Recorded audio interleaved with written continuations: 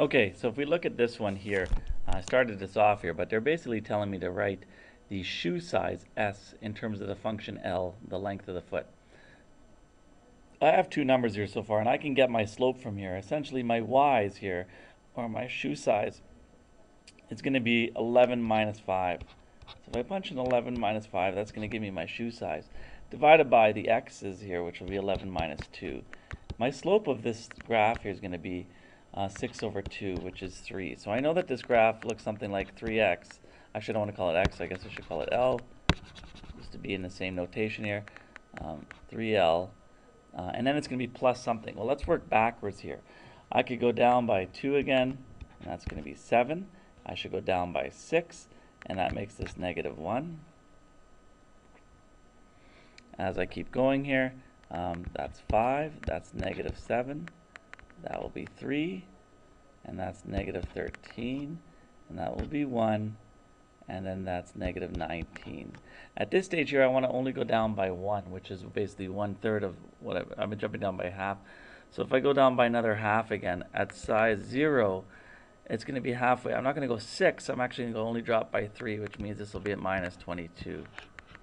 Now what this gives me is my intercept, because that's where x is 0.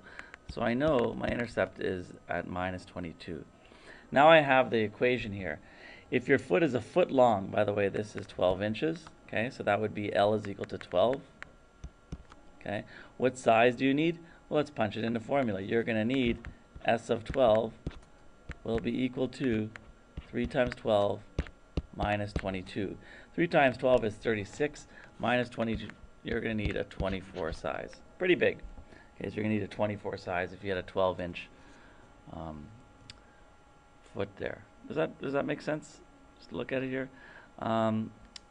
Just to make sure. Oh, sorry, not 24. Sorry, 3 times. I'm sorry, I did my math wrong here. Minus 22. Sorry, it should be 14, not 24. Thanks. So if you keep going through, that should be 14.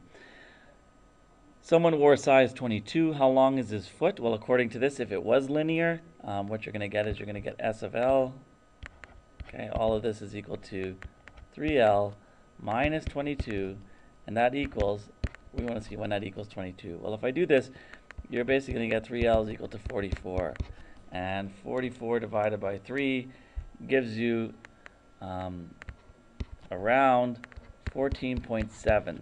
So he's around approximately a size 15, we could say. He's approximately a size 15 in order to fit in there, because a 14 would be too small, according to this diagram. Find the shoe size intercept. Well, the shoe size intercept and calculate the foot length intercept. So where it's crossing the y-axis is where x is equal to 0. And where x is equal to 0, you get minus 22. What does this mean in the real world? Nothing. It just tells you that, first of all, you can't have a 0-length foot. That doesn't even make sense. Not even a baby would have that. It means you have no size. And so it's fictitious when we talk about these negative numbers here, because we just know that nobody has this. And that's why they go into child sizes after a certain point. Calculate the foot length intercept. Well, let's take a look at that one. That's where 3L minus 22 will equal 0. What happens here? Well, you're going to get that L will equal, L will equal 22, sorry about that, 22 over 3, which is around 7-ish, 7 1/3. What does that mean? Well, it means that at 7 1/3 inches, that's the cutoff. That's the cutoff, and we're going to call that a 0. So we kind of start maybe at 8 inches there for shoe sizes. Plot a graph of this, again, where y is 0, okay, that'll be at around 7, so around here. Let's say that's 22 over 3. That's what that value is. And the other one here, find the shoe size. Well, this was at, what number was it here? It was at negative 22, or x was equal to 0. So in fact, this thing, I'm not drawing this to scale, but it's going way down here, and this number right here is negative 22. So really, our values are starting right here. This is the important part of the graph, everything that's positive. This part doesn't really make any sense. And the slope here is going to represent, if you go back to the formula, what does 3 represent? Well, again, it represents the shoe size compared to, okay, or versus your foot size. So that's what this represents here.